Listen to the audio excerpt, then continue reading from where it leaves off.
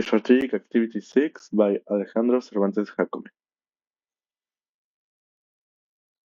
In this presentation, I will analyze how the comparison between the atomic bombing of Nagasaki and Alconazo shows that post-World War II organizations like the United Nations can promote peace and accountability, but they often struggle to address the deeper causes of the conflict.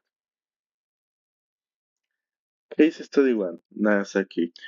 Human rights violations. The atomic bombing of Nagasaki caused the deaths of tens of thousands of civilians and several long-term suffering from radiation exposure.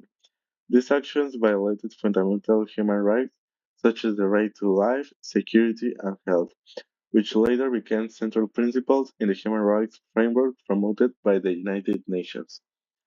Organization and peace action. After World War II, the United Nations promoted nuclear arms control through international agreements such as the Treaty of the Non-Proliferation of Nuclear Weapons, which aimed to prevent the spread of nuclear weapons and encourage disarmament. Type of peace. This action can be considered peace building because it attempted to create long-term global stability by limiting nuclear weapons. Its goal was merely negative peace, since it focused on preventing another nuclear conflict rather than fully eliminating the political causes of the war. Historical context. After the bombings of Hiroshima and Nagasaki, the world entered a nuclear era. The threat of nuclear war during the Cold War pushed international organizations to create treaties that could reduce the risk of nuclear proliferation. And then coming up to the case study two, the Alconazo, taking place in Mexico. Human rights violations. The Alconazo involved the violation repression of a student protest in Mexico City. Members of the paramilitary group Los Halcones attacked demonstrators, causing deaths and injuries. This violated basic rights such as freedom of assembly, freedom of expression, and the right to life. Organization and peace action. International attention to human rights violations in Latin America was promoted by the Organization of American States, particularly through the Inter-American Commission on Human Rights, which investigates abuses and encourages accountability and democratic reforms. Type of peace. This action can be classified as peace building, since it aims to strengthen democratic institutions and human rights protections.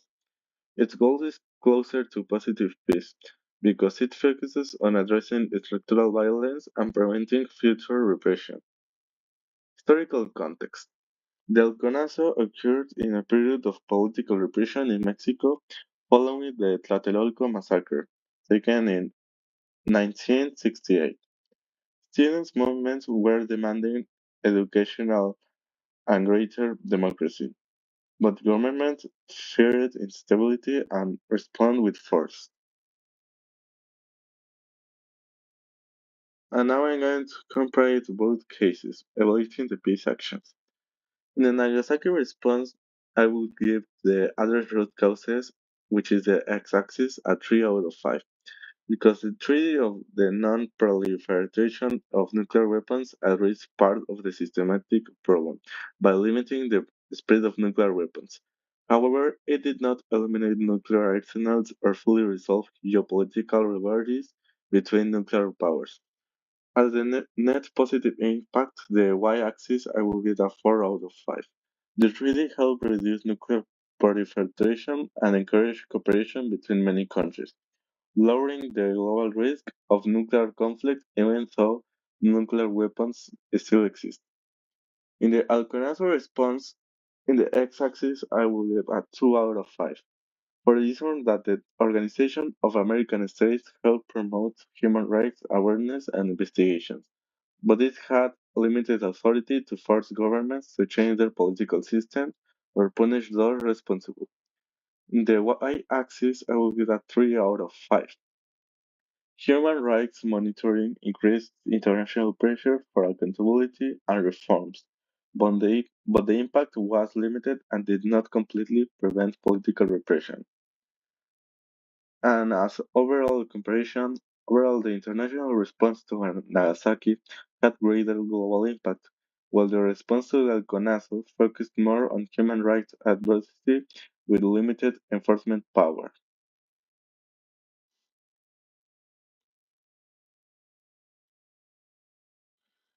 In conclusion, the comparison between the atomic bombing of Nagasaki and Galconazo shows that international organizations can promote peace and human rights, but their ability to solve conflict is often limited.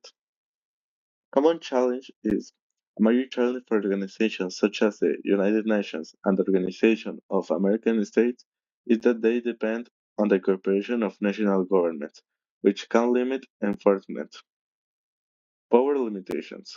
These comparisons shows that international organizations are effective at creating norms, treaties, and international pressure, but they often lack the authority to fully resolve the deeper political causes of violence.